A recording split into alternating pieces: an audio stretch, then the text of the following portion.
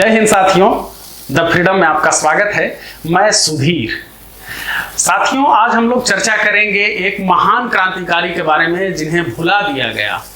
और उस क्रांतिकारी की कथा में गांधी भी आएंगे, चित्तरंजन दास भी आएंगे, वो कमिश्नर भी आएगा जिसके साथ कई मुठभेड़ करते हुए, जिसके साथ एनकाउंटर में बाघा जतीन शहीद हुए थे। आज की हमारी कहानी के नायक हैं गोपी मोहन साहा। कोलकाता का कमिश्नर था चार्ल्स टेगार्ट, नाम याद रखिएगा, चार्ल्स टेगार्ट। तो टेगार्ट को बहुत शौक था भारतीय क्रांतिकारियों को प्रताड़ित करने का, मारने का, पीटने का। पकड़ करके अलग अलग तरीके से, बहुत बुरी तरीके से, बेरहमी से टॉर्चर भी करता था और ऐसी ऐसी हरकतें करता था उनके साथ कि हम वीडियो में बता नहीं सकते। उन पर ऊपर से पखाने से भरी बाल्टी डलवा देता था, नंगा कर करके जेल में घुमाता था और भी कई तरह के अत्याचार करता था। उसकी इस पैशाचिक अत्याचार के खिलाफ तब बंगाल के युवकों ने तय किया कि इसे अब इसके अंजाम तक पहुंचाना है और कई लोगों ने यह ठान लिया कि अब चार्ल्स टेगार्ट यानी कोलकाता के कमिश्नर को मारना होगा। कई युवक उसकी ताक में रहने लगे। उसे भी ये भनक मिल गई कि हमें मारने के लिए प्रयास किया जा रहा है, क्रांतिकारी हमें मारने पर उतारू हैं। तब वो बहुत अधिक सुरक्षित जगह पर रहने लगा। उसकी सेफ्टी बहुत अधिक बढ़ा दी गई, सिक्योरिटी बढ़ा दी गई। तो परिणाम ये हुआ कि अब उसकी ताक में लोग रह रहे थे, लेकिन वो पकड़ में नहीं आ रहा था। ऐसे ही युवकों में जिन लोगों ने तय किया था कि टेगार्ट को मारना है, एक युवक का नाम था गोपी मोहन साहा और कई युवक, जिसमें गोपी मोहन साहा भी थे, अपने अपने हिसाब से तय कर रहे थे कि किसे मारना है। ये नहीं कि कोई संयुक्त रूप से योजना बनी थी, बस मारना है। और जहां पर टेगार्ट रहता था उस गली में लोग दिन दिन भर में 20-20 बार तक जाया करते थे। प्रायः मतलब घूमते फिरते रहते थे कि कहीं तो नजर आओगे, कभी तो नजर आओगे। एक दिन गोपी मोहन साहा इसी तरह से गली का चक्कर लगा रहे थे टेगार्ट का, तो टेगार्ट के बंगले से एक अंग्रेज निकला। गोपी मोहन साहा ने देखा कि टेगार्ट निकला है, दिल ने कहा कि ये टेगार्ट है और बस इसी मौके का उन्हें लंबे समय से इंतजार था। उन्होंने अपनी पिस्तौल निकाली जो उनके पास थी। उन्होंने अपने पास पिस्तौल रखी हुई थी कि जहां मिलेगा, जब मिलेगा उसको मार देंगे, और उन्होंने निकाल करके और फायर किया। वो अंग्रेज वहीं पर मारा गया। लेकिन इसमें गड़बड़ी यह हुई कि वो टेगार्ट नहीं था। टेगार्ट के भ्रम में कोई और अंग्रेज मारा गया। जो अंग्रेज अफसर मारा गया उसका नाम था एर्नेस्ट डे। और जिस दिन चार्ल्स टेगार्ट पर इन्होंने गोली चलाई गोपी मोहन साहा ने, वो तारीख थी 12 जनवरी 1924। गोपी मोहन साहब पकड़ लिए गए। उन्हें पता लगा कि टेगार्ट के भ्रम में किसी और व्यक्ति की हत्या हो गई है, तो उन्होंने इसके लिए माफी भी मांगी और पछतावा भी जाहिर किया। लेकिन ये कहा कि हाँ, मैं टेगार्ट पर गोली मुझे चलाना था, मैं टेगार्ट को मारना चाहता था और अपनी समझ से मैंने टेगार्ट पर ही गोली चलाई थी। इसका मुझे बहुत दुख है कि उसके बदले कोई और इंसान मारा गया। मनमथनाथ गुप्त ने अपनी प्रसिद्ध किताब लिखी है क्रांतिकारी आंदोलन का इतिहास। उस किताब में उन्होंने कुछ प्रत्यक्षदर्शियों के हवाले से लिखा है। वे ऐसे लोग, जब गोपी मोहन साहा जेल में बंद थे तो वहां पर जो दूसरे लोग और नजरबंदी के लिए बंद किए गए थे जेल में, उन लोगों ने बताया था मनमथनाथ गुप्त को कि कितना अधिक अत्याचार किया गया था।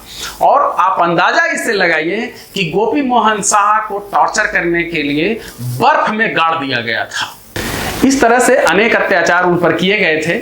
फांसी की सजा हुई गोपी मोहन साहा को, और फांसी से पहले गोपी मोहन साहा ने जेल की दीवारों पर अपना अंतिम संदेश लिखा था। वो अंतिम संदेश उस समय के तमाम भारतीय युवाओं के लिए संदेश था। वैसे तमाम लोग जो राजनीति, तब की राजनीति मतलब भारतीय स्वाधीनता संग्राम, इससे जुड़े हुए, जो किसी भी तरह से जुड़े हुए थे, जिस रूप में भी जुड़े हुए थे, उन सब के लिए वो संदेश था। और वो संदेश क्या था? दीवार पर लिखा था गोपी मोहन साहा ने, भारतीय राजनीतिक क्षेत्र अहिंसा स्थान ने। ये बांग्ला में था, हिंदी में इसका मतलब होता है भारतीय राजनीतिक क्षेत्र में अहिंसा का कोई स्थान नहीं है। यह गोपी मोहन साहा का अंतिम संदेश था। याद रखिए, भारतीय राजनीति कहने का अर्थ उनका स्वाधीनता संग्राम था, जो अंग्रेजों से लड़ रहे थे। बहरहाल सजा सुनाई गई, गोपी मोहन साहा को फांसी की सजा सुनाई गई और 1 मार्च 1924 को गोपी मोहन साहा को फांसी पर चढ़ा दिया गया, फांसी की सजा दे दी गई। गोपी मोहन साहा की शहादत के बाद बंगाल में बहुत अधिक कहिए कि सरगर्मी बढ़ गई। क्रांतिकारियों के प्रति सहानुभूति रखने वाले लोगों की संख्या बढ़ गई, हर तरफ से उनके प्रति समर्थन आने लगा। वैसी स्थिति में बंगाल के सिराजगंज में एक प्रांतीय राजनीतिक कॉन्फ्रेंस हुई और मुख्य रूप से वो कही कि कांग्रेस की बैठक थी, कांग्रेस से जुड़े लोगों की बैठक थी और उसमें देशबंधु चित्तरंजन दास के नेतृत्व में गोपी मोहन साहा की वीरता की प्रशंसा में एक प्रस्ताव पारित हुआ। उस प्रस्ताव में गोपी मोहन साहा की बहादुरी की चर्चा की गई थी और उनकी तारीफ की गई थी। इस प्रस्ताव के होते ही भारत के बाकी हिस्सों में अलग ढंग से खलबली मची कि कांग्रेस ने क्रांतिकारियों का समर्थन किया है। गांधी इससे बहुत दुखी हुए और गुस्सा भी हुए और उन्होंने कहा कि यह गलत हुआ है। और आखिरकार गांधी ने कहा कि जो राष्ट्रीय स्तर पर कमेटी इस पर बैठे और उसमें ये जो प्रस्ताव पारित हुआ है प्रशंसा का, उसको वापस लेकर के निंदा प्रस्ताव पारित किया जाए कि एक अंग्रेज अफसर को किसी हिंदुस्तानी ने मारा है, कि एक अंग्रेज को किसी हिंदुस्तानी ने मारा है, इसके लिए एक निंदा प्रस्ताव उस हिंदुस्तानी के प्रति पारित किया जाए।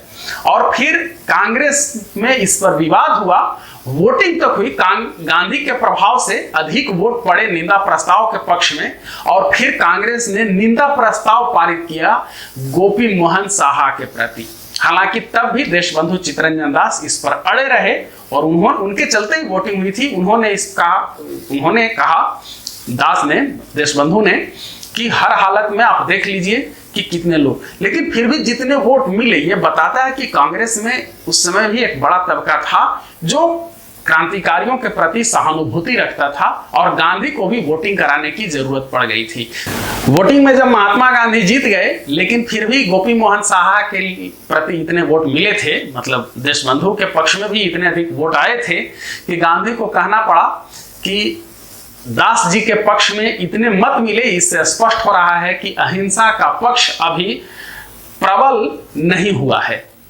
इसके बाद भी थोड़ी सी और कहानी रह जाती है, उसको भी जान लीजिए कि टेगार्ड पर हमला करने वाले, जैसा कि शुरू में कहा गया था कि बहुत सारे युवकों ने तय किया था, तो गोपी मोहन साहा को भले ही फांसी हो गई, लेकिन टेगार्ड पर हमला फिर भी जारी रहा।